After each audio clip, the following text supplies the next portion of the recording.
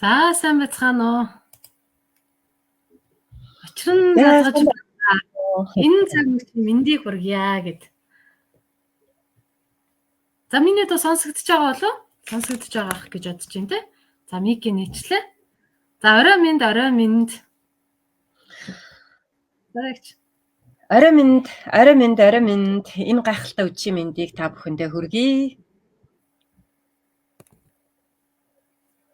За болчих шүү гэнэ. Би нэг утсандаа бас шалгачлаа. Аа. Та хэд маань юу бичээд өгөөрэй, комент бичээд өгөөрэй за.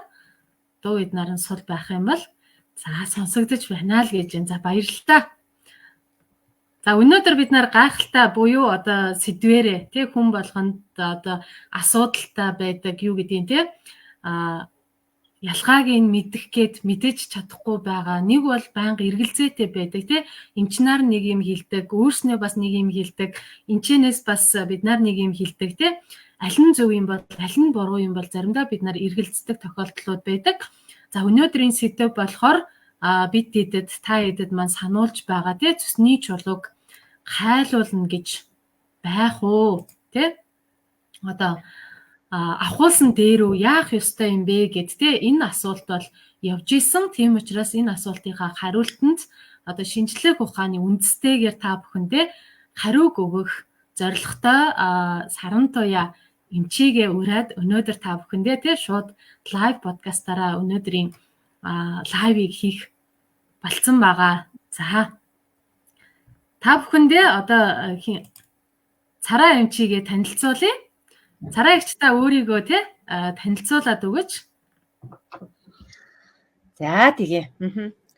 За энэ гайхалтай орой та бүхэнтэйгээ уулзж байгаадаа маш их баяртай байна. Тэгээд миний нэр Даштимбэрлийн Саран Туяа. Би уламжлалт анагаах ухааны их эмч одоо 29 жилийн туршлагатай анагаах ухааны магистр, уламжлалт анагаахын тэргүүлэх зэрэгтэй эмч. Тэгээд сүүлийн 18 жил одоо Чех улсын Праг хотод уламжлалт анагаах ухааныхаа чиглэлээр цорын ганц Праг хотод байгаа Монголын уламжлалт анагаах ухааны эмнэлгийг үүсгэн байгуулад одоо хүн ардын эрүүл мэндийн төлөө хүчин зүтгээд давхар одоо бизнес эрхлээд явж байгаа ийм эмч хүсгүй байна. За гайхалтай. За би болохоор одоо эрүүл бие бүтээх группийнхаа админ нь байна, Гүлнараа байна. Эмзэгч мэргэжилтэй та нар маань мэдж авах. За мэдхгүй байгаа шинэ орж ирсэн хүмүүстэй өөрийгөө танилцуулах юм бол клиник эмзэгч мэргэжилтэй. За өнөөдрийн энэ тэ сэдв маань жишээлбэл маш олон хүмүүс за сүүлийн 7 хоногт тэ цусны чулууг хэрвээ цусны хүүдийн маань чулуутай байх юм бол ахуулсан дээр юм байна гэдэг ихэнхдээ хүмүүсийн тийм буруу итгэл үнэмшил, буруу ойлголтод яваад байсан учраас өнөөдөр тийм энэ асуудлыг цэгцлэх үүднээсээ цараа эмчигээ дуудаад өнөөдөр тийм хэрвээ таны цус өтгөрлөлттэй, нугалралттай маш олон зовиорууд эдэн штэ цустэй холбоотой тийм тэгвэл цусны чулуудаа хүмүүс байх юм бол ихэнх хүмүүс маань цусны чулуудаа яах ёстой юм бэ гэж бодоод яваад тийм явж байгаа гэсэн.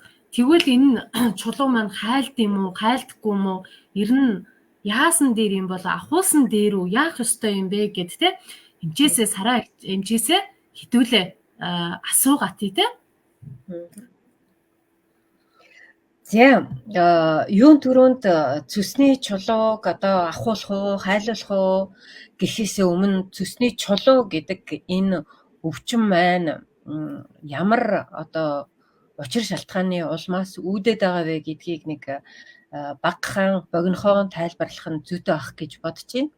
Тэгэхээр бидний амьдралын хэв маяг цусны чулууг өнөөдрийн хүртэл үүсгэсэн. Та хэдэн настайч бай, хэдэн нас хүртэл одоо хэдэн наснасаа энэ цусны чулуу гэдэг одоо өвчний онштой болсон бэ гэдэг энэ хүртлээ таны амьдралын хэв маяг ямар байсан бэ гэдгийг чинь одоо үр дүн Тэ ямар юмыг идэж ууж исэн, тэ дасгал хөдөлгөөн хийж исэн юм уу, хийхгүй исэн юм уу гих мэтэр одоо амьдралдаа баримталж исэн тэр хэв маягийн чинь үр дүн нь цөсний чулуу гэдэг юмд авчраад ийм өвчнөд одоо уулзалцсан байгаад байгаа юм. Тэгэхээр бид нар хамгийн нэгдүгээрт цөсний чулууг авахуулах уу, яах уу гэхээс өмнө амьдралын хэв маяг дээрээ бодож үзэх хэрэгтэй гэдгийг. Тэгэхээр өнөөдрөөс цааш би цөсний чулуугүй амьдрахыг хүсвэл тийм ээ. Өнөөдөр за авахуулдагч бай, угаалгадагч бай, эсвэл одоо хайлуулдагч бай, ямар нэг байдлаар бид нар цөсний чулуугүй болчлоо гэд төсөөлөхөд тийм ээ. Төсөөлөхөд тэрнээс цааш нөгөө л цөсний чулууг үүсгэсэн амьдралын хэв маяг маань үргэлжилсээр байх юм бол дараагийн эрхтнүүд нь яг тэр цөсний чулуу шиг одоо өвчнүүдээр өвчлөн гэсэн үг. Яагаад гэвэл цөсний цорго гэдэг юм нь илгэн дотор одоо цөс рүү орж байгаа тэр цорго нь цөсний чулуугаа авахулцсан, цөсөө авахулцсан үнд үлдээд ээж идэг. Тэр цоргон дээр чулуу үүснэ, нойр болчирхаан дээр цоргон дээр чулуу үүснэ, 12 хуруу гэдэс тэр үлдэж байгаа хэсэг дээрээ тэр амьдралын чи хэв маяг үргэлжлэл байвал тэнтэй чулуу чинь үүсэл явна гэсэн үг. Тэгэхээр зэрэг хамгийн түрүүнд авахуулна гэдэг сонголт байхаасаа өмнө бид нар яг амьдралын хэв маяг дээр анхаарах чухал хэрэгтэй юм байна. Амьдралын хэв маяг маань буруу байгаад байгаа учраас өнөөдөр бид нар энэ өвчнөд хүрсэн байна гэдэг дээр анхаарах хэрэгтэй гэж хэлмээр байна. Тэгэхээр дараагийн юу нь болохоор зэрэг цөсний чулуу маань бүтцэн бас өөр байгаад байдаг. Цөсний чулуу яаж үүсдэг вэ? Юунаас үүсдэг вэ гэхээр зэрэг тэр цөс гэдэг нэг шингэн зүйл чинь илгнээс ялгарч байгаа тодорхой хэмжээний тодорхой нэг тийм бүтцтэй байгаа байхгүй юу? Тэгэхээр тэр бүтцэд нь өөрчлөлт ороод молекулууд нь одоо гимтснээс чулуу гэдэг юм үүсээд байгаа юм. Чулуу гэдэг юм үүсээд байгаа юм. Тэгэхээр тэр цөсний бүтцийг өөрчилж байгаа юм нь ерөөсөө л бидний амьдралын хэв маяг. Тэгэл бид нар ерөөсөө буцаж ирээл амьдралынхаа хэв маяг руу л буцаж хурж ирээл анхаарал ахаас өөр аргагүй өвчин багхгүй юу эн чинь. Тэгээ ахуулцны дараач гэсэн бид нар амьдралын хэв маяг дээр насан туршийн одоо юг дэглэмийг баримтлна гэдэг юм уу та тийм байдаг. Тэгэхээр ахуулаад насан туршийн дэглэмээ баримтлах уу, авахуулахгүйгээр насан туршийн дэглэмээ баримтлах уу гэдэг одоо бас сонголт байгаа байхгүй. Насан туршийн дэглэм гэж ярихаар зэрэг бид нарт хүлээж авах асуулт маань нэг тийм дэглэмд баригдсан юм шиг бид нарт сэтгэл төрүүлээд байдаг байхгүй юу. Тэгэхээр амьдралын хэв маягаа буруу дадал зуршлуудаа эрүүл зөв болгоод өөрсөндөө хэрэгжүүлж эхэлнэ гэсэн үг. Усаа баг удаг бол усаа их хөөн дасгал хөдөлгөөн хийдэггүй бол тодорхой хэмжээний дасгал хөдөлгөөнүүдийг баг багаар дадлагжуулаад ирэхээр зэрэг биднэрт одоо энэ өвчнөөс урьдчилан сэргийлэх боломжтой. За үүсцний дараа яах вэ гэдэг тал дээр бас үргэлжлүүлээд ярив тийм ээ. Тэгэхээр одоо тэр ихэнхдээ бид нар нэг минийх болохоор миний цөсний чулуу болохоор чулуу үүсгэхээс өмнөх үе нь байсан байхгүй яа. Маш 3 4 за миний мэдхийн нэг 3 4 жил за мдээгүй нэг хэдэн жил байсныг би мэдгүй. Тэгээ өтгөрлөлтөө их бие хэсгээрээ нугларсан зузааралттай нөгөө цөсний хан зузаантай цөс чулуужхаас өмнөх үе нь байсан. Тэгэхээр надаас асууж байгаа ихэнх хүмүүс маань цөс маань чулуужсан 0.7 см те 1 см, 2 см, 1.7 см, зарим нь 3 см гэж яриад байгаа байхгүй юу? Би болохоор за бэж бараг те одоо хагалгаанд ороод түүнд те хотог хүргэхээс өмнө жоохон байж байгаараа азанж байгаараа энэ нь гарах боломжтой шүү. Гэхдээ ямар нөхцлүүдэд боломжтой юм бэ гэдгийг та мэдснийхээ дараа хагалгаанд орох нь амархан. Төсөөл авчин штэ тий хамгийн эцсийн шат бол хагалгаа мисээр авчин цөсний хүүдийгээ. За түүнээс өмнө юун дээр анхаарах ёстой юм бэ гэхлээр тэр цөс маань хэдэн жил болсон юм бэ тий өтгөрөөд чулууны хэмжээ нь хэд юм бэ? Одоо таны цөсний чулуудаа гэд мэдснийхээ дараа ямар амьдралын сая сарын эмчийнхээ гэлдэг шиг ямар амьдралын хэв маягийг баримтлаад явж байна вэ гэдэг маш чухал аахгүй юу. За үүсгээс өмнөх амьдралын хэв маягаараа үүснийхээ дараа, мэдснийхээ дараа яваад ах юм бол энэ томрох эрсдэлтэй аюултай.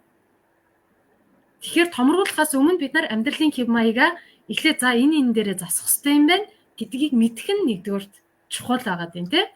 Дараа нь за энэ үүссэн чулууг яаж хайлуулад гаргад юм бэ? Ер нь гаргах боломжтой юм уу гэд царай гэгч маань энэ дээрээ дэлгэрүүлээд өгөөч.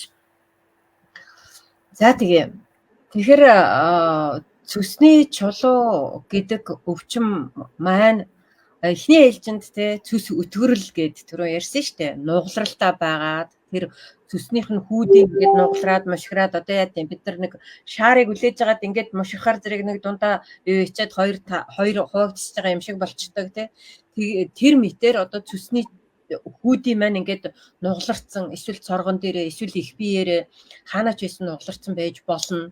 Энэ нь ерөнхийдөө хөдөлгөөний дутагдал гэдэг юмнаас үүсэж байгаа.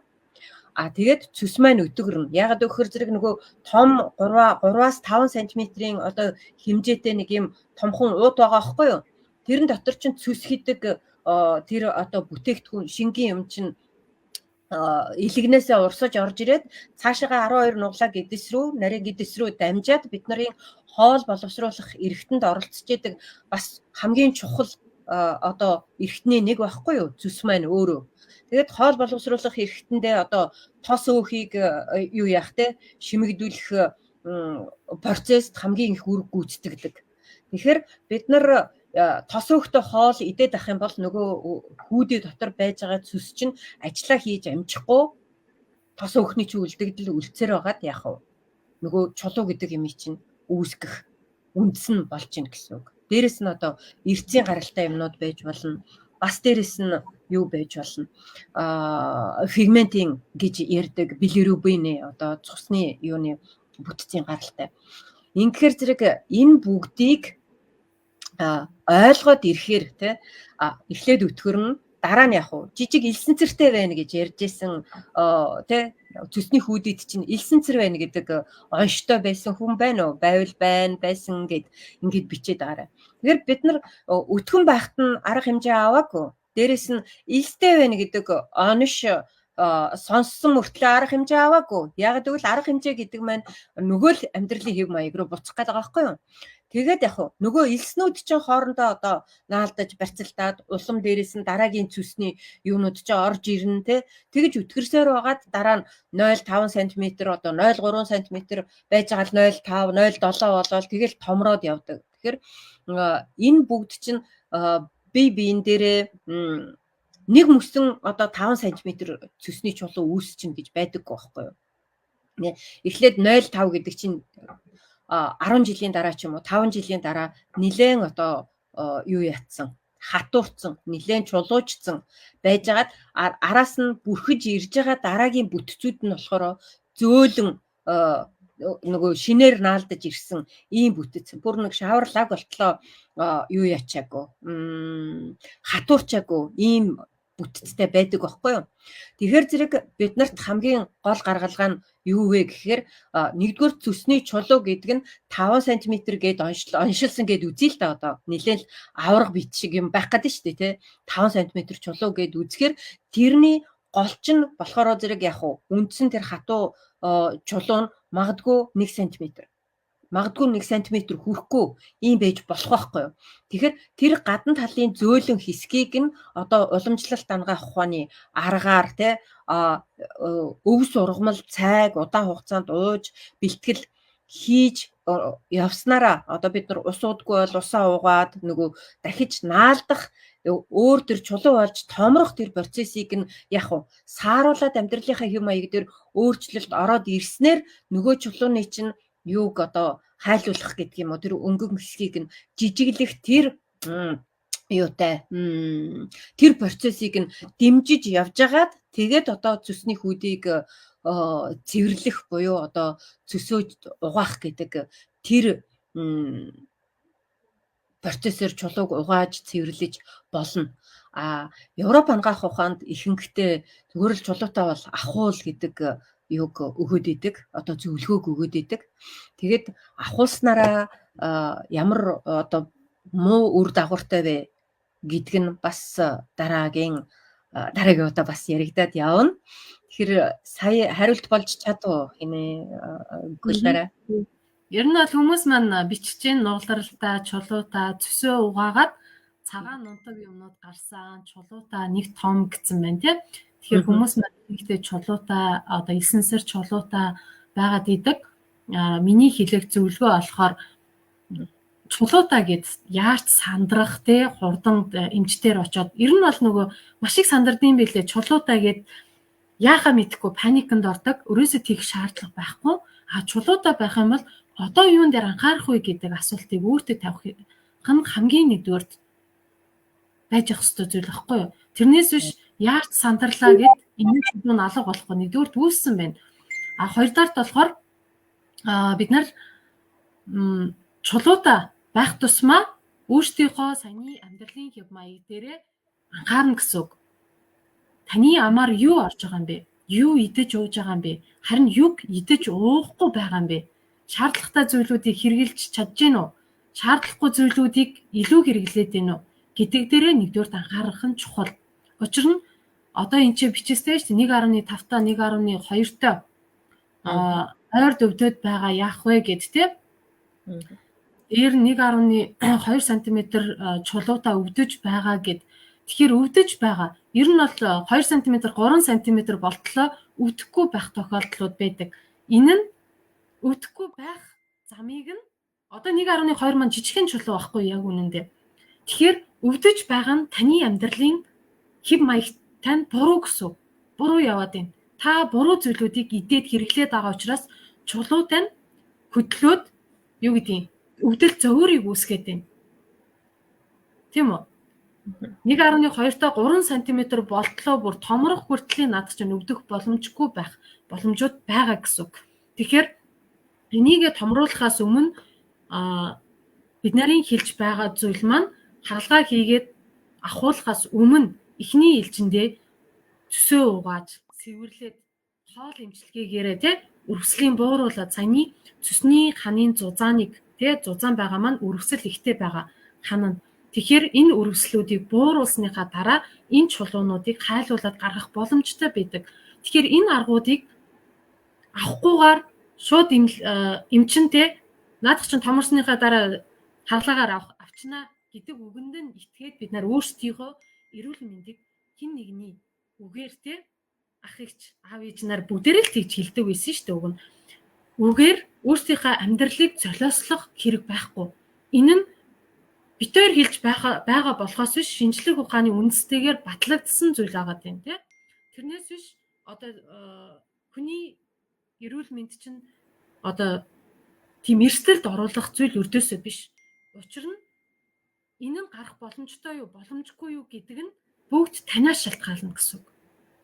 Эхний ээлжиндээ цэвэрлэгээр юу гэдэг нь те нөгөө холестерин, билирубин чулуунууд бол гарчдаг яг үнэндээ. 1 7 хоног 10 хоногтой хоолны эмчилгээгээрээ өрөвслөн сайн буугаад те цөсний хэвийн урсгал нөгөө өтгөрл нь удсан, урсгал нь цаажсан цөс маань хэвийн урсаад эхэлдэг гэсэн үг. Ингэснийхээ дараа л нөгөө чулууг гаргах замуудыг зааж өгдөг байхгүй юу. Тэрнээс биш бид нар юу гэдэг те за өнөөдөр ингэж сэвэрлээд одоо те шар сүгээр угаагаад магний сульфатаар угаагаад цэвэрлчин гэж хэлж болохгүй гэсэн үг.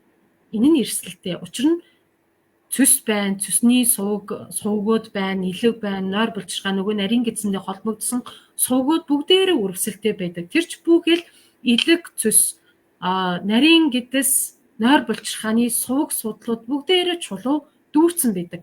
За цөсний хүүдийг авахсан хүмүүстээр хүртэл илэг нарийн гэдсийг холбосон сувгууд нь бүгдээрээ чулуугаар дүүрсэн байдаг.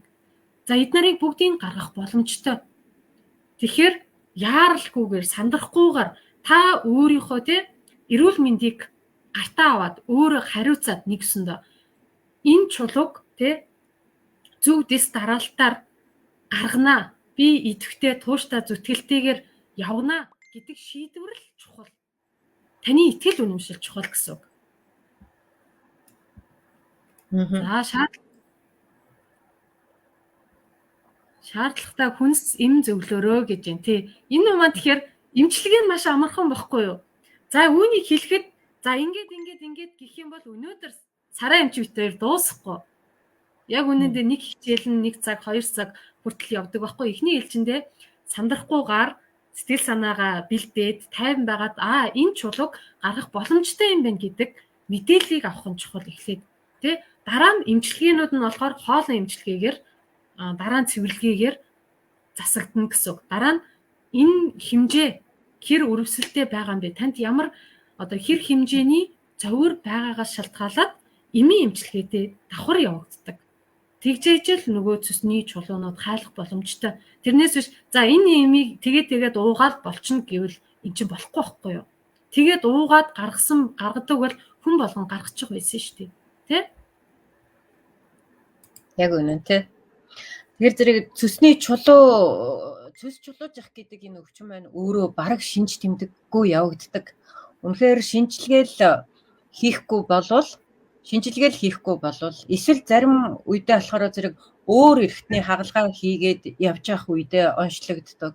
Зарим үедээ болохоор бүр нас орсныхан дараа задлан шинжилгээ хийгээд байж байхад онцлогддог гэх мэтэр онцлогддог байхгүй юу? Тэгэхээр тэр шинж тэмдэг мэдэгдээд байна гэдэг маань үндсэндээ энэнд нь баярлах хэрэгтэй байгаа юм. Яг гэвэл энэ шинж тэмдэг чинь энэ өвчний талаар бидэнд өгж байгаа нөгөө мэдээлэл ахгүй юу?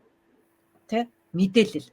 Тэгээд энэ өвдөлт өгж байгаа шинж тэмдэг өгж байгаа учраас би яваад эход харуулад оншоо тодорхойлоод хэмжээг нь юу яагаад авлаа. Энэ бол хамгийн супер. Яг гэвэл өнөөдөр та энийг 1.2 см дээр нь мэдээд авчиж гин гэдэг чинь танд авралын хаалга нээлттэй байна гэсэн үг байхгүй юу? Тэ? Тэгэхээр өнөөдрийн хүртэл энэ буруу хэв маягаар явсныхаа үр дүнд ийм болчихж байгаа юм чинь яг өнөөдрөөс цааш яах вэ гэдэг өөр хаалганыхаа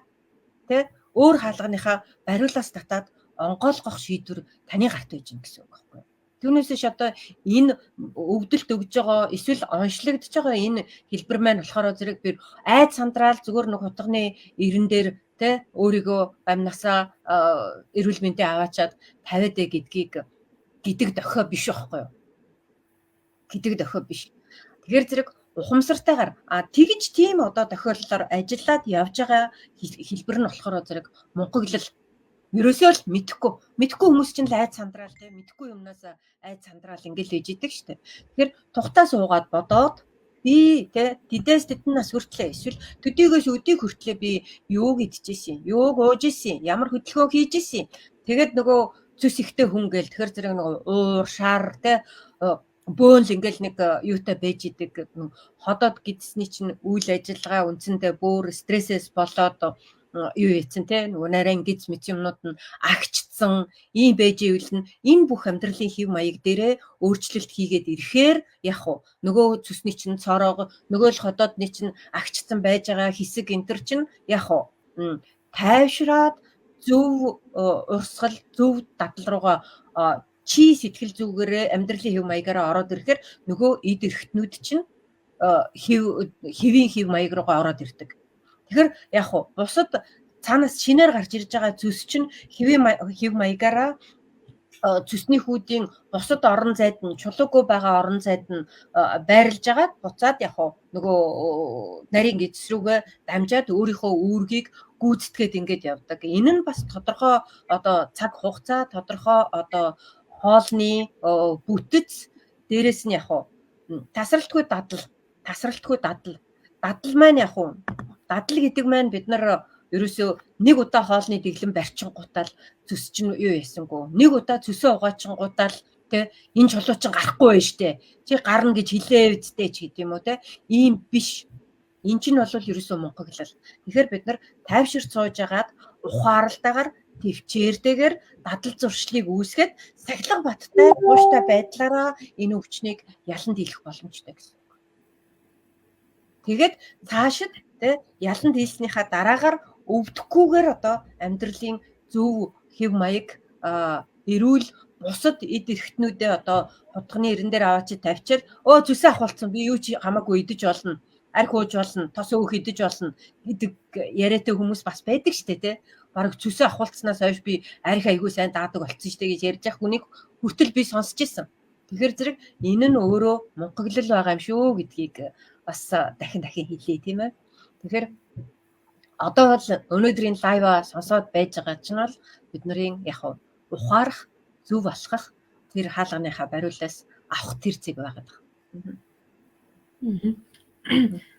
Сайн нөгөө өнөөдөр энэ сэдв байгаа штэ тийм. Зүсний чулууг хайлуулна гэж байх уу? Ахуулсан дээр үү яах ёстой вэ гэд энийг нэг хүн бичсэн байгаа байхгүй юу? Пост болгоод тэгэхээр яахаа мэдэхгүй уучраа болохгүй байгаа хүний пост би чирээд ирсэн болохоос ш. Энэ асуулт тий. Тэгсэн чинь энэ постныхоо доор 100-аад хүмүүс комент бичсэн. Зүгээр авахуулаа ингэж өвдөж зовж ийснээс бараг 80% нь тэгж бичсэн байсан гэж боддоо. Миний зүрх байлцтай чимчирсэн яг үнэндээ энэ ямар хэцүү юм бэ те? Илүү эргэтэн гэж хүнд байгаа мó? Байхгүй шүү дээ. Яагаад ингэж хэлж байгаа юм бол мэдэхгүйгээр өөрснөө авахуулчаад бусад хүмүүсийг яагаад ингэж те заавал мис хүргэх гээд байгаа юм бол гэдэг л бодол байсан. Тийм учраас яг энэ постыг би чирж ирээд за энэ дээрээ юу гэдгийг те одоо уламжлалт ангаах дээр Европ ангаах ухаан дээр юу ярьдсан бэ? Номон дээр юу бичигддэм бэ? Хэдэн 10 жил юу гэж ирсэн бэ? Энэ талуудыг бодолцож агаад та нартай өнөөдрийн те лайвыг хийх болсон шалтгаан байгаа гэсэн. Учир нь бид нар юу ч мэддэхгүй. Мэдлэггүй гэсэн. Эрүүл мэндийн боловсрал нэг ч байхгүй. Эм чинь юу гэж хэлнэ? Хин нэг нь нөлөөлдөг, хин нэг нь юу гэж хэлнэ? Тэрэнд нь итгээд идэг гэсэн. Хийсэн одоо сэвэрлэгээ хийсэн сая энэ чи би юу харуулсан байгаа. Өөгтөөс иддэхгүй сахарын дэглэмтэй хоол иддэг цэс угааж болохгүй гэсэн гэд нэг хүнээ сонсон байгаа даахгүй. Сахарын дэглэмтэй сахар нь ихтэй байгаад байна те. Энэ нь сахар ихтэй байгаа нь нойр булчирхааны үргэлжлэл дагалдж байна. Нойр булчирхааны ялгарах ферментүүд нь ялгарч чадахгүй байгаад байна. Өөх тосыг задалдаг тэр липаза фермент нь цөсний хүчээр болон нойр булчирхаанаас зэрэг ялгарч ирээд нарийн гэдсэнд өөх тосыг буталд задлаад түүнийг шимэгдүүлээд нарийн гэдсний ханаар цусны урсгалдаа аваачих ёстой байтал цөс нь өтгөрлөлтөд чулуужсан сахарын дэглэмтэйгээд нойр булчирхаан нь үргэлжсэн тэнгүүтээ нөгөө энэ хоёроос ялгарч байгаа ферментүүд нь өөрсдийнхөө одоо нойр булчирхаанаас ялгардаг липаза фермент цөсний липаза ферментүүд өөрсдийгөө хордуулах механизмыг хийгээд байгаа байхгүй юу? Яг үнэндээ энэ үедээ өөх тосыг бүр 0 болгохтлоо, тэг болтлоо хориглох биш бага хэмжээгээрээ идэж байж цөсийг ялгаруулна. Нойр булчирхааны одоо ялгархгүй байгаа би гарилтаа гэд байгаа тэр ферментүүдийг ялгаруулдаг байхгүй юу? Тэгэхээр энэ өөх тосыг өрөөсөө бүр тэг болтлоо хориглох тусмаа өрөвсөл ихсэн. Ачаал нэмэгдэн. Нөгөө цөс нь өтгөрлөлттэй болно. Нөгөө сахар нь нөгөө нойр булчирхаанаас ялгардаг инсулин нь ялгарахгүй дүжирнэ. Ялгарсан ч гэсэн цусны дах сахарыг танихгүй дүжирчдэг гэсэн. Чих хамар таг болцсон. Тэ? Энэ байдал маань нөгөөнийг бид нарын буруу дадал зуршил байгаад байна шүү дээ. Тэгээд ингэж угааж болохгүй, өөх тосыг идэж болохгүй. Учир нь сахарын дэглэмтэй ингэх тусмаа өвчин өсөд байгаа байхгүй юу? Та идэж үзсэн юм уу? Яг ингэж эрсдэл үүсгээд танигтэй нойр булчирхааны хурц үүсэлтэй хүрэгчээд та энийг хэлж байгаа юм уу? Тэ? Энэ болгоно оцолтойтой гэсэн үг үйл та. Сахарын дэглэмтэй байх тусмаа нойр булчирхаан нарийн гэдсний тэр сувгуудад маш олон чулуунууд үүссэн байдаг. Тэр чулуунууд ямар хэмжээ хэлбэртэй ямар өнгөтэй байхаас шалтгаалаад хаанаас гарсан нь мэдэгддэг яг цэвэрлэгээний үед бол. Яг гоо цөсөө угаагаад гарч ирж байгаа чулуун дээр нь шинжилгээ хийхээр зэрэг энэ нь өөх тосны гаралтай чулуу байна уу? Эсвэл одоо билирубиний гаралтай чулуу байна уу? Фигментийн одоо чулуу байна уу те? Эсвэл одоо эрдсийн чулуу байна уу гэдг нь үндсэндээ мэдэгддэг. Эхогоор оншилоход болвол энэ нь зөвхөн одоо юугаараа боловч нарийн хэмжээд үзэх юм бол аль гаралтай чулуу байх магадлалтай вэ гэдг нь бол бас харагдаж болно. Тэгвэл пигментийн гаралтай чулуунууд энжигээр нь одоо хадгалаад яваад ивэл эн чинь ерөөсөө хорт хавдрын урдил шат байхгүй юу? Хорт хавдрын урдил шат. Тэгэхээр зэрэг доор хаяж те жилдээ эсвэл одоо улиралдаа нэг удаа жилдээ одоо 2 удаа гэдэг юм уу жилдээ 4 удаа те улиралдаа 1 удаа гэсэн үг шүү дээ. Одоо цөсөө угаах энэ одоо процессыг цэвэрлэгийг хийж байх нь зүгээр л эрүүл мэндэд хийж байгаа хөрөнгө оруулалт болохоос биш. Заавал одоо чулуутай эсвэл одоо юутай хүн угаана гэсэн дүрм байхгүй. Тэгэхээр эрүүл мэндэд хийж байгаа хөрөнгө оруулалт нөгөө л амьдралын чинь хэв маягийн нэг болж орж ирэх хэрэгтэй байгаа байхгүй юу? Энэ цэвэрлэгээ чинь. Тэгээд өөх тостой юм идэхгүй гэхээр амьтны гаралтаа өөх тос чинь өөрөө ерөөсөө энэ цөсний чулууг үүсгэх үндсэн бас шалтгаануудын нэг байгаад байдаг. Тэгээд одоо сахарын шижинтэй эсвэл одоо жин ихтэй тийм ээ. Энэ хүмүүс чинь өөрснөө энэ өвчнөөр өвдөх одоо юунуудын урдил шатнууд байгаа. Дээрэс нь одоо жин ихтэй эмэгтэй хүн бол бүр эрэгтэй хүнээс 4 дахин их өвчлөмтгий зүсний чулуугаар өвчлөмтгий байх гэдгүү бүр судалгаагаар батлаад гаргаад ирсэн шүү дээ. Эмэгтэйчүүдийн зүсний чулуу өвчлөл эрэгтэйчүүдийнхээс 4 дахин их байна гэдэг одоо дэлхийн судалгааны юу гараад ирсэн байгаа байхгүй юу? Тэгэхээр хэрвээ та эмэгтэй бол, хэрвээ та жин ихтэй бол, хэрвээ та хөдөлгөөн багтаа бол гэл ингээл ерөөсөө цаашаа дуусахгүй үргэлжлээд явна. Тэгэхээр манайх те Гүлнара Абдаяр 2 сард юу яаж байгаа? Одоо хоол боловсруулах хэрэгтний одоо эрүүл мэндэ яаж хамгаалах вэ те яаж одоо энэ эрүүл биеэ бүтээх вэ гэдэг хөтөлбөр маань одоо 2 дахь удаага 2 дахь дугаар маань гэдэг юм уу та 2 сарын 15-наас эхэлэх гэж байгаа. Тэгэхээр хэрвээ хүсээд энэ дээр үнэхээр одоо эрүүл мэндийн боловсролоо сайжруулад өөртөө энэ эрүүл мэндийн боловсролын хөрөнгө оруулалт хийгээд өнөөдрөөс цааш би өөрөө эрүүл мэндэ бүтээх нь миний хариуцлага юм байна гэд шийдвэр гаргах юм бол бас юунда бид хоёртойгоо ойрхон байж байгаа дараагийн заруудыг хараад явж болно.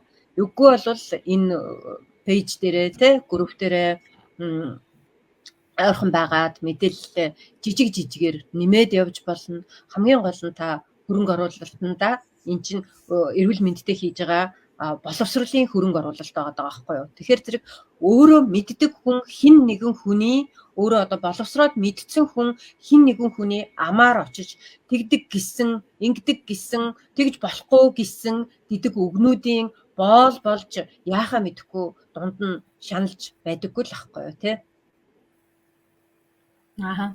Яг зөв. За энэ чи би комментуудыг уншаад яаж угаах вэ? Яаж цэснийхаа нэмгэлэх вэ гэж юм те.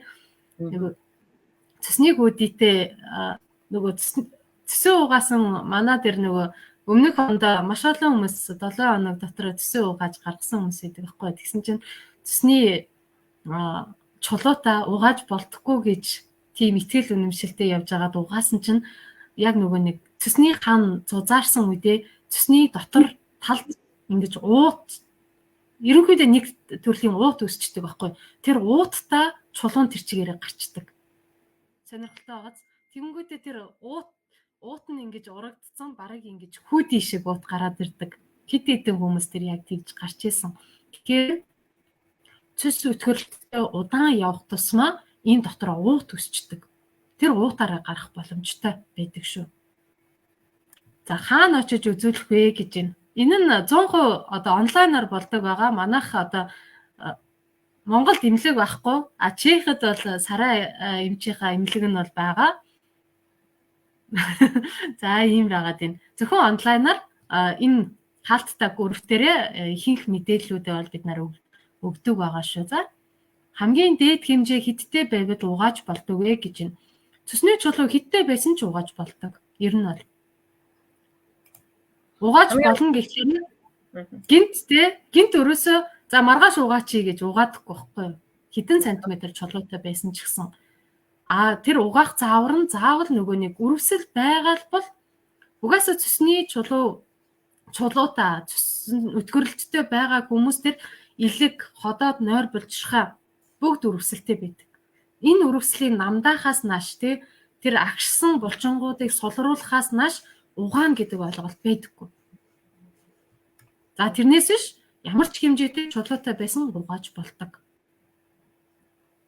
Угааж цэвэрлэж гаргаж болох нэ. Хагалгаа бол хамгийн сүүлийн алхмаа гэдгийг л хэлэх гээд байна шүү дээ. Бит хоёрын ярьж байгаа маань болохоор зэрэг. Тэгэхээр ямар ч хэмжээтэй чулуу угааж болно. Гэхдээ хиний ямар хэмжээтэй чулууг хизээ нь угаах вэ гэдг нь одоо үндсэндээ те эмч миний би эмзүүж Гүлнарагийн би удирдлага дор одоо хоол унд тэр үрвслээ дарах өмнөх бэлтгэл ажлууд нь хийгдэж явж байгаад тэгээд дараа нь цөсөө угаагаад нэг угаагаад гарахгүй байж болно. Нилээн хэд угаагаад гарахгүй байж болно. Тэгэхээр зэрэг энийгээ бид дадал зуршил болгоод Сахилга Баттайгаар тууштай үргэлжлүүлж явсныхаа үр дүнд амьдралын хэв маягаа шинжлээд эрүүл болоод үлдэх хамгийн одоо боломжтой зам юм аа гэж. За эмчнэр 0.8-аас доош дурангаар авч болно. Сувгаар гарах боломжтой гэж байсан гэж байна. Тэгээ дурангаар бол авч болно. Сая царай ихчийнхаа хэлсэн үг яагаад нь штэ тий? Заавал бид нар хавлагаанд орох алуу байхгүй. Мис хүрэх тусмаа эд эрэхтэн чинь таны бодож байгаа шиг өрдөөсөө биш. Маш ухаантай гомддог байхгүй. Хутгийг хэн нэгэнд тулгахад яадаг вүлээ тий? Айдаг үстэй. Эд эрэхт нь яг тэгж айдаг. Тэг шаардлага байна уу?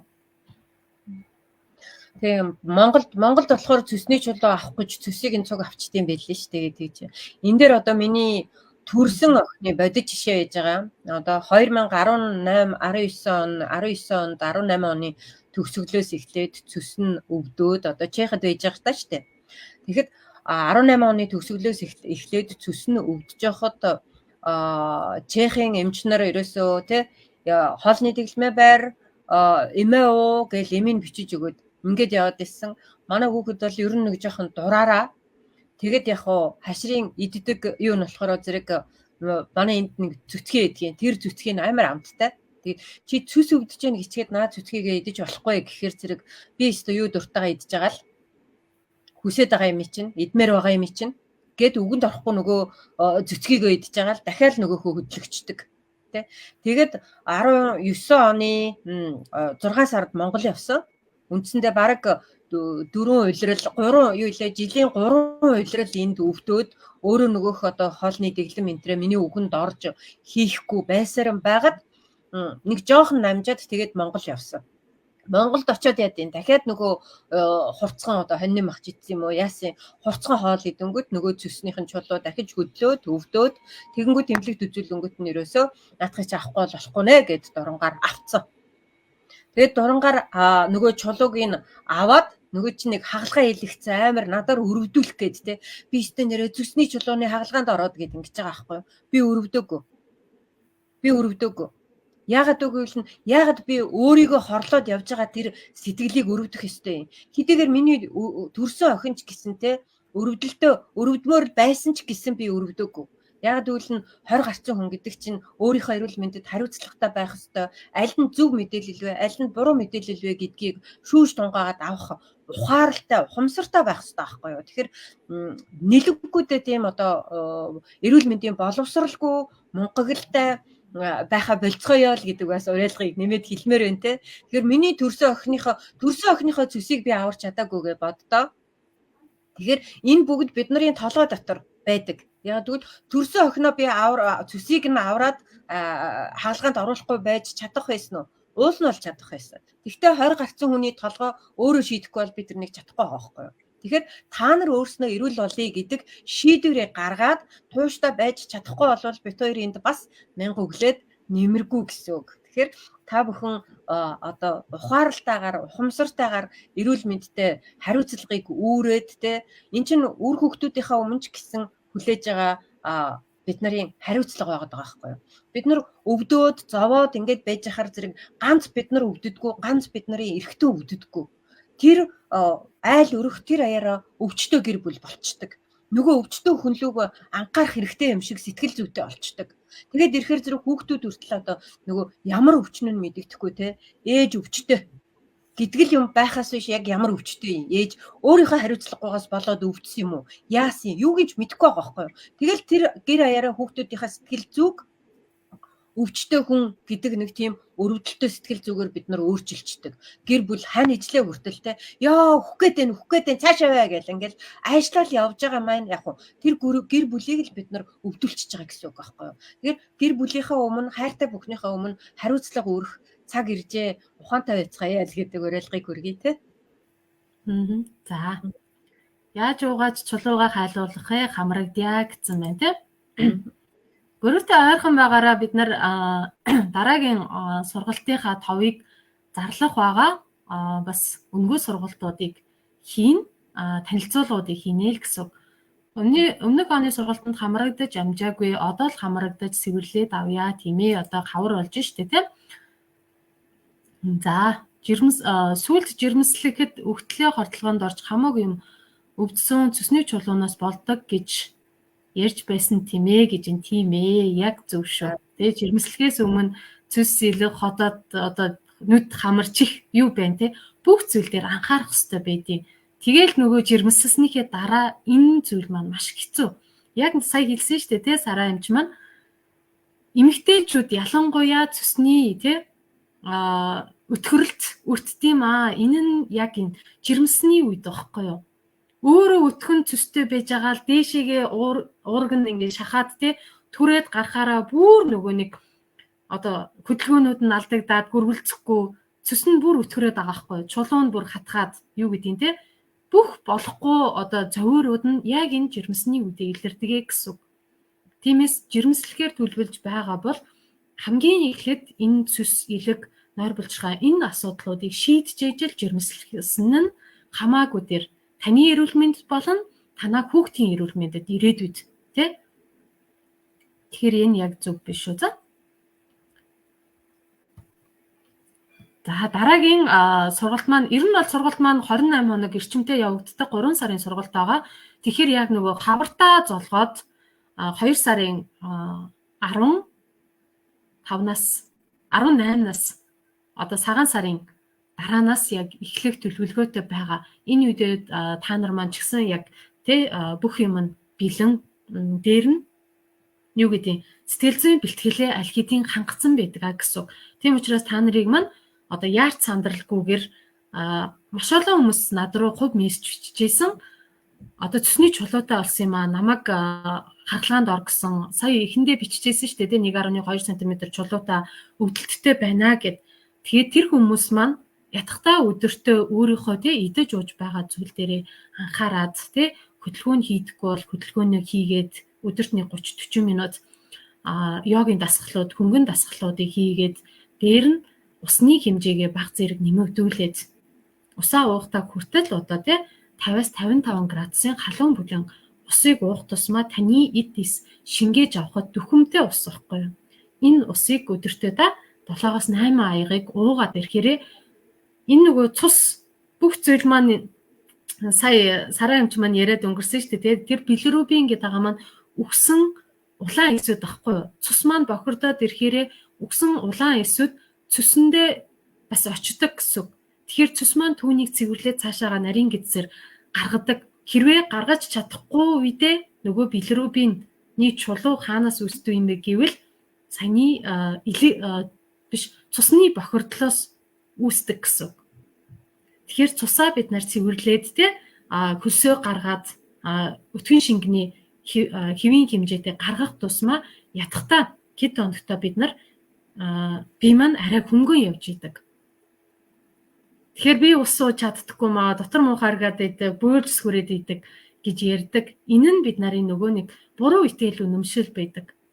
За нөгөө талаараа усны бас нөгөө сөрөг цэнэгтэй ус буюу сөрөг зариатай ус уух тусмаа энэ нь нөгөө дотор муухай өргүүлээд идэг байхгүй юу?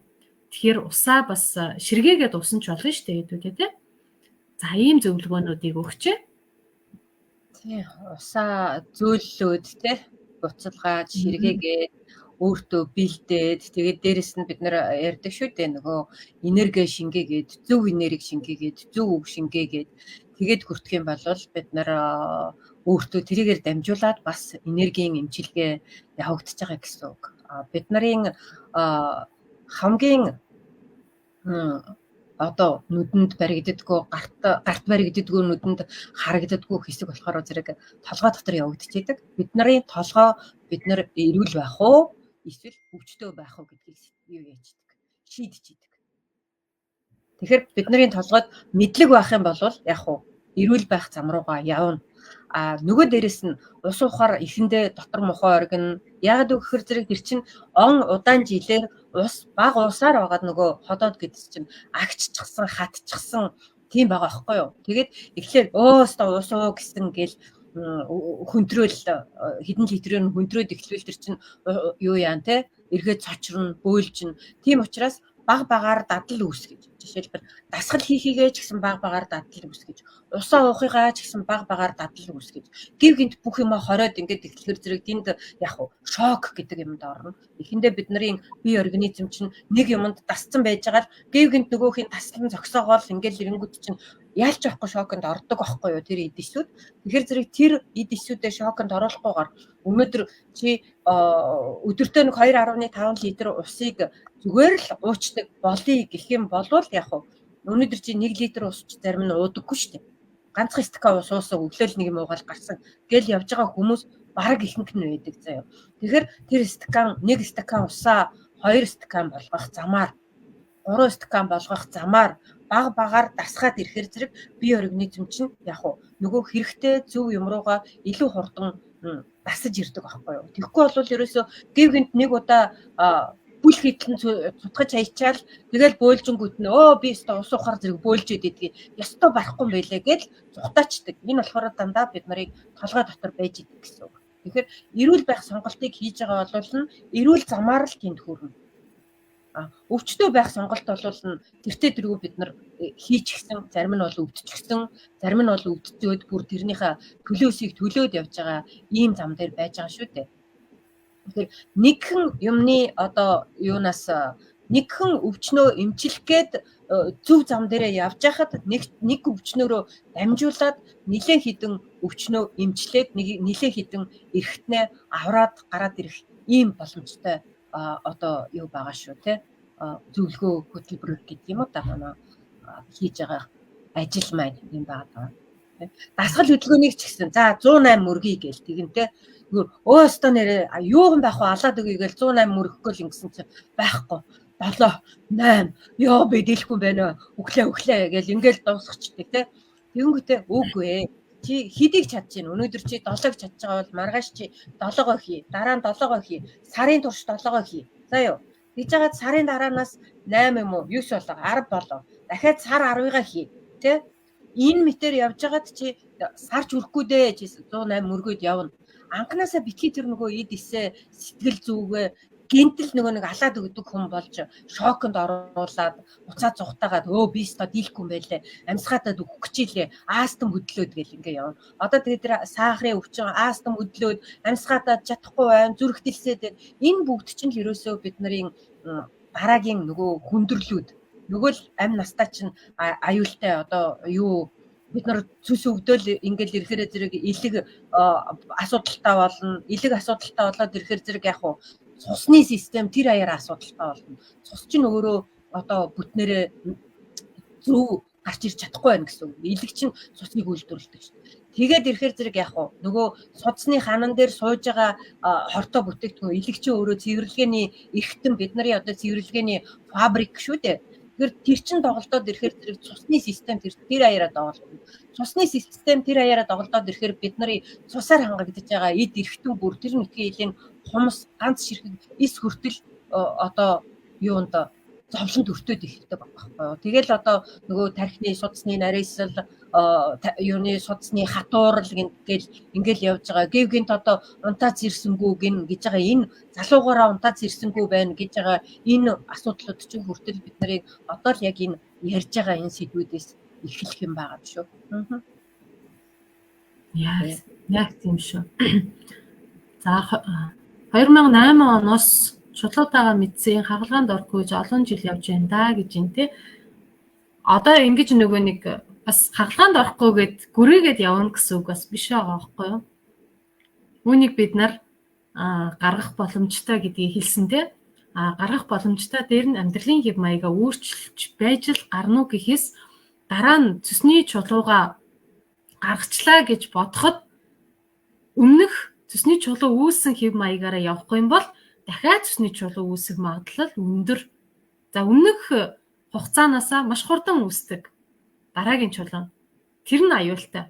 Тийм учраас эхнээсээ нөгөө сануулаад яриад одоо тий үлэг болтлоо ярьж ижил бид нар хийн үг хийс заримдаа хүн тэгээд шантардаг тий за ингээд болчмоор санагддаг үе зөндөө байдаг яг үнэндээ. Тэгэхээр энээсээ бид нар урьдчилан сэргийлээд энэ зүйлүүдийг ярьж байгаа гэдгийг бас ойлгож байгаа ах гэж бодож байна те. За өнөөдрийн лайв дээр заавал хагалгаа гэхгүйгээр бид нар цэсний чулууга гаргах боломжтой яг байглаар нь гаргах ёстой сувг замаар нь гаргаж болно.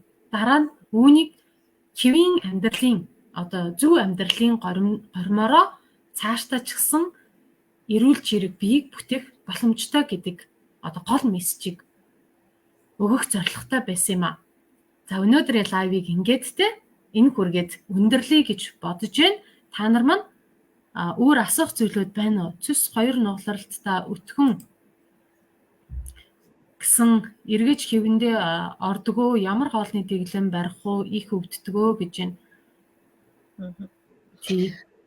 За энэ дээр би хариулчих. Бид нар одоо ингээд юу яагаад идэг штэ. Энд тэнд лайв явж идэг ч юм уу, эсвэл нэг пост байдаг ч юм уу. Постны доор нэг өөрийнхөө бүтээгдэхүүнийг зарах гэсэн нэг хүн те энэ тэр нь сайн шүү гэхээр мэдээлэл авъя. Тэрний чи авъя. Хаашаа мөнгөө шилжүүлэх вэ гэдэг юм уу. Ингээд л ороод ирдэг. Эн чинь ерөөсөө нөгөө нэг л хүний хэлж байгаа юмд сохроор итгэл тэрнийг аваад уучвал зүгээр болчих гэж байгаа юм шиг нэг тийм сохор итгэл найдвартай тулгуурлаад байна гэсэн үг байхгүй юу. Тэгэхээр хамгийн гол юмд бид нар боловсрлоо нэмэгдүүлэх, боловсрлоо дээшлүүлэх. Би зөв юмыг дагаад байна уу, буруу юмыг дагаад байна уу гэдгийг олж тунгаах тийм чадвартай болох хэрэгтэй байгаа байхгүй юу. Тэгэхээр бэлэн юмыг юусоо хоолны дэглэмийн заагаад өгчих далаад өгье гингүү хоолны дэглэм заагаад өчгөнгүүд яг зарим нь энэ чи өстө барахгүй юм байна. Энд чи өстө барахгүй юм байна. Өстө өлсөж өглөөж байдаг юм уу? Эсвэл одоо тэгээд ингээд байна гэж дараагийн асуудлуудыг яриад ингээ явдаг. Тэгэхээр зэрэг дадал зуршил үүсгэнэ гэдэг нь дахиад бидний түрүүний нөгөө ярьсан баг багаар өөртөө суулгаж хөрсжүүлэх тэгээд үнцгийг нь ургуулад цэцэг навчаа ургуулах энэ шиг одоо арчилж торддог үйл ажиллагаа болохоос биш нэг хоолны дэглэм заалгаж аваад үгүй болвол тэр зүс хайлуулдаг эмээ заагаад өччих биш уугаад хайлуулад өстой алаад өгье гэдэг ийм бэлэн юм байдгүй юм шүү. Боловсрлоо дээшлүүлээ манайхаа боловсролтой яг яагаад идгийг учир жанцангийн олоод тэгээд ирвэл нь дараа нь ч гэсэн энэ асуудал үүсгэхэд эсвэл гэр орны өөр ойр дойрны хин нэгэнд энэ асуудал үүсгэхэд чи ч гэсэн тэрний аврагч нь болоод зөвлөд зогсож явах юм боломжтой хүн нь болоорой гэдэг юг хэлье. Тэгэхээр биднээс яг одоо тийм дэглэм юм уу эсвэл юу идэх үуч байд юм уу тэгэнгүүт одоо тэр чоны илэг сайн гинлээч гэдэг юм уу эсвэл тийм юм сайн гинлээ хаанаас олж авах уу аливаа линкийг явуулаач гэж ингээд идэг ийм бэлэнчилсэн сэтгэлгээнүүд чинь л бид нарыг өвчтөө байх тэр замыг нь илүү шулуутгаж өгөөд эрүүл байх зам дээр нь энэ сэтгэлгээ маань гол харж болох шиг тэгэлж идэггүй шүү. Тэгэхээр илүү их судал, илүү их боловсрол гэдгийг хэлмээр байна. Тэгээд бэлэн юмд юу гэдэг л дээ нөгөө бэлэн юм хулганы ахуйд л байдаг гэдэг лөө Тэгэхээр зэрэг бэлэн юм юу яаж ивэл нь тэрнээс илүү эрүүл мэндэ үрээд тэрнээс илүү мөнгө төгрөгөө үрээд тэгээд магадгүй бүр амьдралаа ч өрөх юм боломжтой. Тэгэхээр зэрэг системтэйгээр одоо мэрэгжлийн хүмүүс энэ хин нь одоо яг зөв юмыг яриад байна уу? Бид нар нэг энергиэрэж гэсэн бүр цаад нэг юуныхаа нөгөө сүнснийхаа ухаан ойрч гэсэн аврах гад байгаа хүмүүсийн хүртэл нэг таньж болдог доо тийм ээ. Яг тийм. За энэ асуултанд хариулсангүй. Цэс 2 нуулралтай өтгөн гэсэн эргэж хэвэндээ ордог. Өө ямар хоолны дэглэм барих уу гэд тэ. Тэгэхээр сая хэлчлээ штэ тэ. Ингээд амархан зүйл байдаггүй. Ер нь бол гэдгийг ойлгосон байх гэж бодож байна тэ. Имчилгээ хийлээд хийдэг бол маш олон хүмүүс хийгээд одоо эрүүл байх байсан. Үгүй хийдэггүй. Би хүртэл энийг хийх гээд 10 жил болсон хүн байгаа штэ. Тэгсэн чинь хөдөлгөөн хийн гэдэг чинь тийм амархан зүйл биш. Хамт олноороо байнга л юу гэдгийг те санаа тавьдаг хин нэг нь байгаад эн чинь ингэж байгаа шүү гэд учир жанзангийн хилээд өгдөг хүн хажууд нь байх тусмаа бид нар дэмжлэгтэй явна уу гэхээс биш хар бор зүрхээрээ хуучин шигээ нөгөө тракторыг бррр гэж асаадаг шиг явах одоо боломжгүй гэсэн. За баярлалаа хоёроо гэж юу ч яриад байгаа юм бол доо зөвлөгөө өгөөд байгаа юм уу яагаад байгаа юм болоо гэсэн байна. Хөрх юм бичсэн. Зөвлөгөө өгөөд байна хонгороо. Бид нар өөрснөөсөө болж алддгиймаа гэдэг зүйлийг ярьж штэ. Тэрнээс биш одоо эмчилгээг за ийм дөрвөн төрлийн эмээ угаад за хоолны дэглэм угаас ойлгомжтой хүн болгон хоолны дэглэм ярьдаг. Тэ одоо сахар, гурил, хайрсан, хурсан, шарсан хоол битгий идэж өг гэх тусмаа бид нар иддэг үсттэй. Түүнийг идэхгүй чадж байгаа юу? Тэ? Чадахгүй байгаа үсттэй. Тэгвэл яах ёстой юм бэ? Энийг л яриад байна гэсэн үг. Зөвлөгөө өгөөд байна. Зөвлөхгүйгээр одоо нөгөө хүн хэлхээс нааш цааш жижигээс нааш гэдэг нь штэ. Бид нар мэддэг. Та одоо энийг бичээд байгаа хүмүүс мэдж байгаа, та бүгдийг мэдж байгаа. Гэхдээ та хэрэгжүүлж чадахгүй байгаа. Хийж чадахгүй байгаа учраас танд ойлгомжгүй байгаа юм гэсэн. Та хэрэгжүүлсэн бол ийм асуулт тавихгүй байх байсан. Та учир нь хийгээд биеэрээ үлдээд ийм байд юмаа гэж хэлж явах хэрэгтэй байсан. Үгүй. Та зүгээр л мэддэг. Энэ мэдлэг зүгээр хоосон мэдлэг гэхгүй юу? Биеэрээ үлдээгүй бол та юу ч мэдэхгүй гэсэн. Яг үнэндээ. Тимээс л яриад байна. Дахин яриад байна. Үлэг болтлоо ярих ч болно. Яг үнэндээ. Тэгжээж л одоо хоолндоо анхаарн тэ усаа өвн хөдөлгөөн хийдэггүй бол хөдөлгөөнийг хийн. Тэгжээж л бие бэлдээд сэтгэл зүгээ бэлдээд орж ирснийхээ дараа за энэ зүйлүүдийг хий гэсэн үедээ хүн хүлээж авдаг болохоос биш одоо бид нар хилээд өчгөр асуух зүйлүүд маш ихээр байдаг. Учир нь хүний бие чинь нэг зүйлийг хүлээж аваад идэж уусныхаа дараа нэг реакц урвал үзүүлнэ дээ. Түүнийг та хаанаас хайх юм? Хинээс асуух юм? Хажууд байгаа хань ижлээс үр хөвгтөөс асуух юм бол мэдэхгүй шүү дээ. Тийм үү? Яг тэрийг л хэлээд байна л гэсэн үг. За сайн байна уу? Хэд хоног үргэлжилдэг вэ? Лай хадгалагдах уу гэж байна. Тийм ээ хадгалагдана. Ер нь бол одоо 1 сарын сургалт маань одоо дундаа яваад эхэлсэн дундаа явж байгаа байхгүй юу? 28 хоногийн эрчимжүүлсэн сургалт 3 сарын гэсэн үг. 28 хоногтой эрчимжүүлээд сурна. Гэхдээ 3 сар үргэлжлэнэ гэсэн үг. 3 сарда таныг юу гэдэг хяналтандаа байлгана. Танд юу гарч ийн, юу илэрч ийн, сэтгэл санаа, оюун бодол, тийм махан биеийн бэлэн болсон уу, болоогүй юу, тэ? Цэвэрлэгээ хийсэн чинь ямархуу байгаад ийн, юу гарч ийн, юу гарахгүй байгаад ийн, дараа нь энэ нэмийг уух ёстой юу, шаардлагатай юу, шаардлагагүй юу, энэ болгоныг хэлж өгнө л гэсэн. Тэрнээс өмнө үүнийг хэрэгжүүлэхээс өмнө та бэлэн үү, тэ?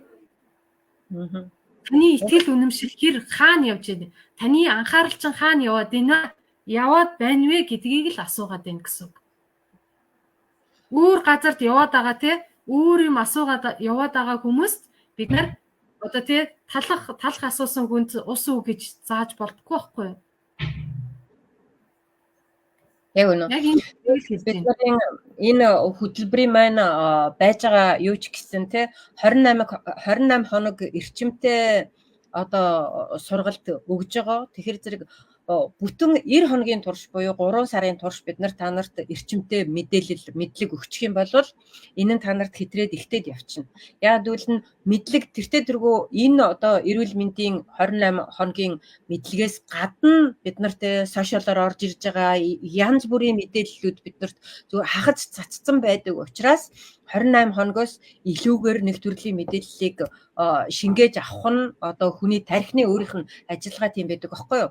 Тэгэхээр 28 хоногтой эрчимтэйгээр мэдээлэлээ өгчгөөд тэгээд тэр мэдээллээ дараагийн одоо 90 хоног хүртэл нь бид нар өөр та нарын одоо амьдралын хэв маяг хөрсөндөө суулгах. Тэгэхээр хүний амьдралд одоо дадал зуршлыг үүсгэж тэр нь бидний одоо амьдралын нэг хэсэг юм шиг болтлоо хамгийн багадаа 90 хоног байдаг аахгүй юу. Шинжлэх ухаанаар батлагдсан хугацаа.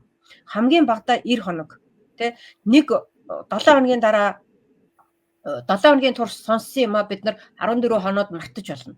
Тэгээд 28 хоногийн турш сонссон юм а 90 хоногийн турш хэрэгжүүлэх гээд оролдоод эхлэхээр бид нарын амьдралд яг уу тэр хөрсөнд сууж эхэлдэг гэсэн үг байхгүй юу. Өрн суугаад эхэлсэн юм чинь цаашдаа яг уу нөгөө үндэс нь ургаад өрн суудсан юм чинь үндэс нь ургаад тэгээд үр жимс нь цэцэглэх боломжтой энэ шинжлэх ухаанаар батлагдсан хугацаа 90 хоног байдаг учраас бид нар яг одоо шинжлэх ухааны энергийн одоо бүх төрлийн хуйлуудыг юу яаж агаад шингээж агаад энэ хөтөлбөрөө 28 хоногийн одоо эрчимтэй тэгээд 90 хоногийн одоо дадалжуулах хяналттайгаар ингэж хийдэг байгаа шүү тий. Цус сайн хөөдөг хүнс юу вэ? Алюмины дэлгүүр зарагддаг жүүсийг сайн гэд байсан гэдэг. Тэгэхээр өрөөсөө юмны найрлага би ер нь юм болгоны найрлагыг унших дуртай байдаг байхгүй юу? Нөгөө эмний найрлагыг уншсаар агаал тийм дадал сурцсан юм уу аашийн гэмээр олон улсын одоо худалдааны нэршлүүдийг мэдэхгүй ч гэсэн олон улсын нэршлийн уншингуудаа тэгээ үйлчлэгээ үзүүлдэг юм биш тэгээд мэдээ үзүүлдэг юм биш тэгээд мэдчихдэг гэсэн. Тэгэхээр хоол хүнс ч гэсэн ялгаа байхгүй энэнтэйг цус сайн хөөдөг зүйл үндсэн 3 зүйлийг сая битээр хэлээд өгсөнтэй алюмины жуус гэхээс илүүтэйгээр зүгээр усаа уу ширхээс усаа уу дасгал хөдөлгөөнөө хий гэдэг зүйлээ л хэлчихэд байгаа байхгүй юу. Тэгсэн чинь алюмины жуус болох уу гэж. За болно энэ одоо тий витамин эрдэс бодис агуулсан байж болно. Гэхдээ цус сайн хөөдөг үү гэвэл үгүй. Цусыг хөөдөг зүйл өөрөөсөө өөх тос идэг байхгүй. Тэгсэн чинь өөх тосоо хэргэлдэхгүй өөх тос идэхээр өвдөд байгаа хүмүүс төр яах юм бэ? Тэ? Тэгвэл баг багаараа л дадуулна гэсэн. Сайн өөх тосыг л идэж уuna. Өөх тос идэхгүй бол цус гарна хөөгдөн гэсэн ойлголт байдаггүй. Жуус хөөн гэж байхгүй. За ийм байгаад байна. Тос агуулаагүй бол хөөхгүй. За омега 3-ын тос агуулсан бол за хөөж магадгүй, гаргаж магадгүй гэсэн үг шүү. За. Тэ. Сайн өөх тос гэж сая Гүлнараа ярьлаа шүү дээ. Сайн өөх тос гэдэг нь өөрөө амьтны бус гаралтай одоо ургамлын оливийн тос, тэ омега тос, гэх мэтийн авокадоны тос, кокосны тос гэх мэтийн ургамлын гаралтай тосыг сайн өөх тос гэдгийг шүү манайхаа тий. Гэхдээ тэр нь сайн өөх тосыг хэрэгэл гисэн гэд замбраагүй хэрэглээд явна гэсэн үг биш. Бас одоо өөрийн гисэн тунгаар хизээд нь яаж хэрэглэх үү гэдэг юм чинь бас л дахиад нөгөө мэдлэг боловсрол гэдэгтэйгээ холбогдоод явдаг шүү. За энэ сургалтын өмнө цусны шинжилгээ яхаа харуулад байж байх уу гэж. За харуулж болно. Гэхдээ нөгөө сургалтын үедээ бас харуулчих болно шүү. Яарамгүй байж болно. За өмнөх угаасаа танд хамгийн сүүлд үзүүлсэн яхаа цусны одоо тий биохими ерөнхий цусны ерөнхий шинжилгээ эднэр байгаа бол тэрч байж болно гэсэн үг шүү. За заавал гэсэн үг өрдөөсөө биш. За төлбөр мөнгөний талаар болохоор дараа нь нөгөө хөтөлбөрөө танилцуулах үедээ л яригдана гэсэн үг. Та хэдэд тэр үедээ дахиад эрүүл мэндийн боловсрол те энэ хоол боловсруулах эргэтэн системийн талаар ярьж өгөх болно гэж байгаа. Тэр үедээ яригддаг байгаа. За ер нь бол төлбөр нь тийм үнэтэй биш. Хүн болгон төлөх чадвартай одоо боломжтой үн байгаа гэсэн үг шүү. За 7 жилийн өмнө цус авахул гэсэн үддэхгүй байсан. Одоо л тостой хоол идэж болохгүй гашуун юм гараад байна. Амаар гэж байна. Тэгэхээр цус нь нүтгэрэлттэй удсан учраас цус нь сүргэж ходоод руу орж ирж байгаа гэсэн. Энэ нь цус нь цаашаага орох ёстой байтал цөргөж орж ирж байгаа гэсэн. Аманд гашуун амтагдж байгаа нь ходоодны хүчлийн баланс нь алдагдсан байна. Тэгэхээр одоо хүчилшүүлтийн pH ходоод маань одоо ёроол хэсэг нь 1-ээс 3 pH-та одоо хүчлэг байх ёстой байдаг. Түүнийг л одоо заснаа л гэсэн. Тэгжээж л ходоод нөгөө аманд гашуун оргих нь хэвийн болно. Хоёрдугаарт нь цус нь наашаага орж ирж байгаа гэсэн. Буруу урсаад орж ирж байгаа. Тэрийг цаашаага нарийн гэдэс рүү урсгах зам нь өрөөсөө саяны сайн чанарын өөх тус байд юм аа. За омега 3 байн гудаг гэж энэ зав болно. Омега 3 үжиж болно. За өөр асуултууд нь байна уу манайхан? Ингээд өнөөдрийн лайва өндөрлөе гэж бодож байна те. За ингээд асуултууд нь дууссан юм шиг байна. За идэвхтэй оролцсон та нартай бас баярлалаа. Ойрхон байгаарай гэж хэлээ. Дараа нь одоо 3 хоногийн вебинар явуулна. 2 сарын эхээр энэ групп дээр ерөнхийдөө явагдана гэсэн үг. Тэгэхээр тэнцэнээс мэдээлэл авах боломжтой байгаа шүү. За 2 сарын эхээр дараагийн 7 хоногт гэсэн үг.